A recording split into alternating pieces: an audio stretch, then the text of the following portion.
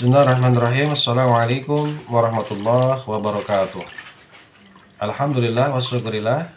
Sahabat sekalian, pada kesempatan kali ini saya akan menyampaikan tentang strategi dalam pemenuhan kebutuhan keluarga. Tidak ada perjalanan perkawinan yang lepas dari masalah dan rintangan.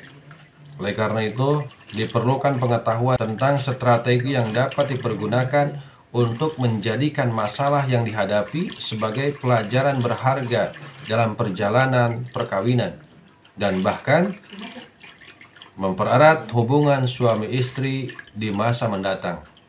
Strategi ini diperlukan sejak gejala masalah tersebut terdeteksi atau muncul ke permukaan, atau ketika isyarat akan adanya masalah muncul. Berikut ini beberapa strategi yang dapat dipertimbangkan untuk dipergunakan dalam menghadapi beberapa masalah keluarga. Strategi pertama adalah pembagian peran yang lentur.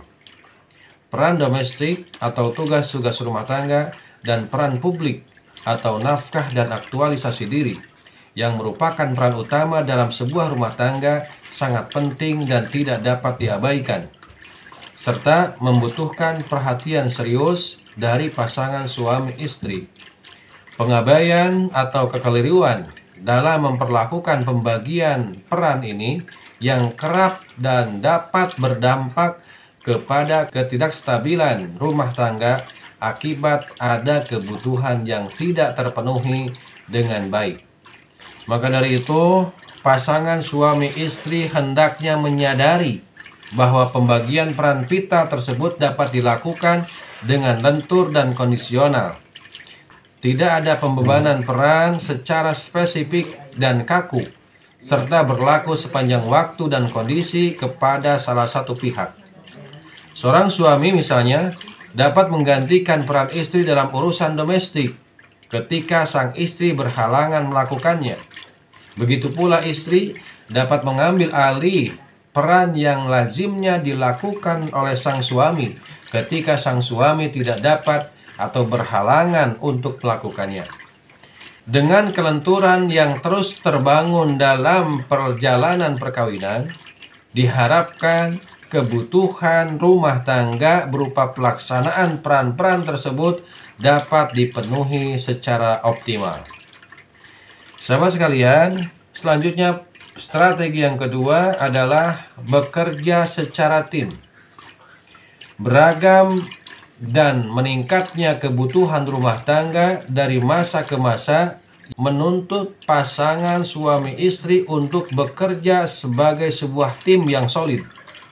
Suami dan istri harus saling bahu-membahu dan saling mengisi kekurangan pasangannya dalam memenuhi kebutuhan keluarga. Dengan merasa sebagai bagian dari tim, maka suami atau istri akan merasa belum lengkap tanpa pasangannya. Kebutuhan tersebut yang pada akhirnya akan mewujudkan penghargaan terhadap apa yang telah diupayakan pasangannya.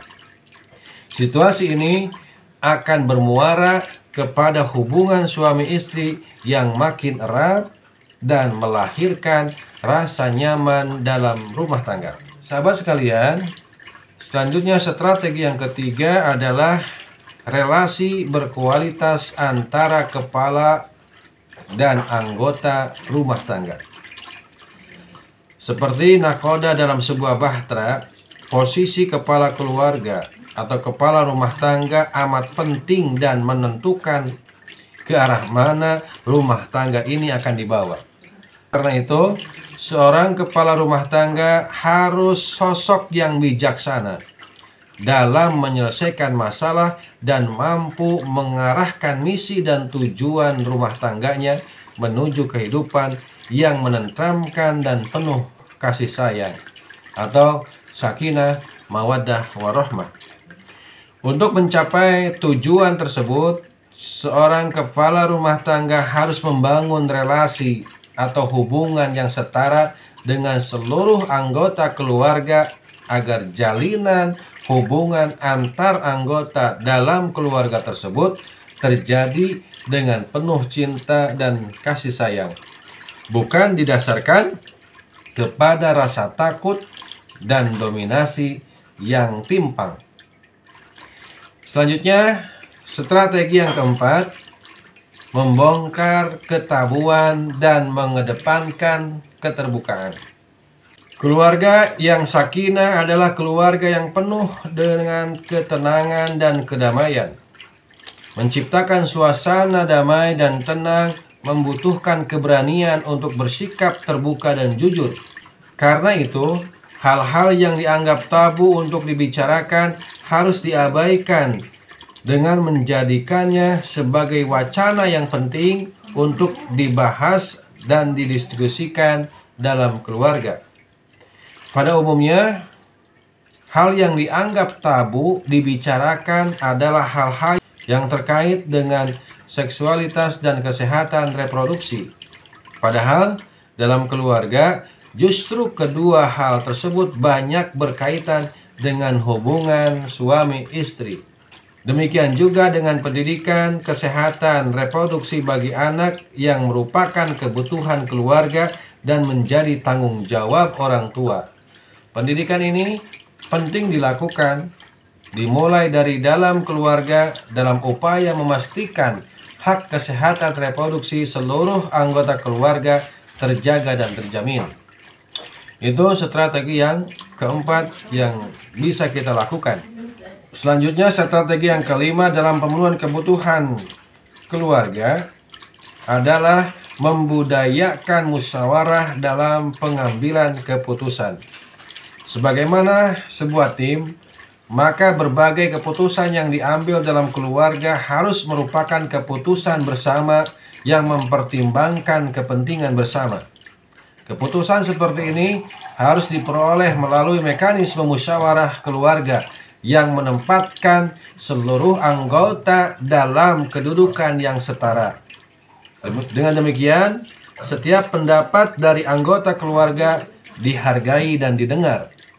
Budaya musyawarah dalam keluarga ini merupakan langkah penting demi menciptakan keluarga bahagia dan harmonis. Juga sejalan dengan firman Allah dalam Al-Quran surat Ali Imran ayat 159 yang berbunyi, "Fabima rahmatin minallah lintalahum walau kunta fadlan ghalidhal qalbi lan faddu min hawlik fa'fu anhum wastaghfir lahum wasyawirhum fil amri fa idza azamta fatawakkal 'alallah innallaha yuhibbul mutawakkilin." Yang artinya, maka disebabkan rahmat dari Allah lah kamu berlaku lemah lembut terhadap mereka. Sekiranya kamu bersikap keras lagi berhati kasar, tentulah mereka menjauhkan diri dari sekelilingmu. Karena itu, maafkanlah mereka, mohonkanlah ampun bagi mereka, dan bermusyawarahlah dengan mereka dalam urusan itu. Kemudian apabila kamu telah membulatkan tekad, maka bertawakallah kepada Allah. Sesungguhnya Allah menyukai orang-orang yang bertawakal kepadanya. Demikianlah sahabat 5 strategi dalam pemenuhan kebutuhan keluarga. Semoga dapat dipahami dan semoga bermanfaat. Akhirul kalam, wassalamualaikum warahmatullahi wabarakatuh.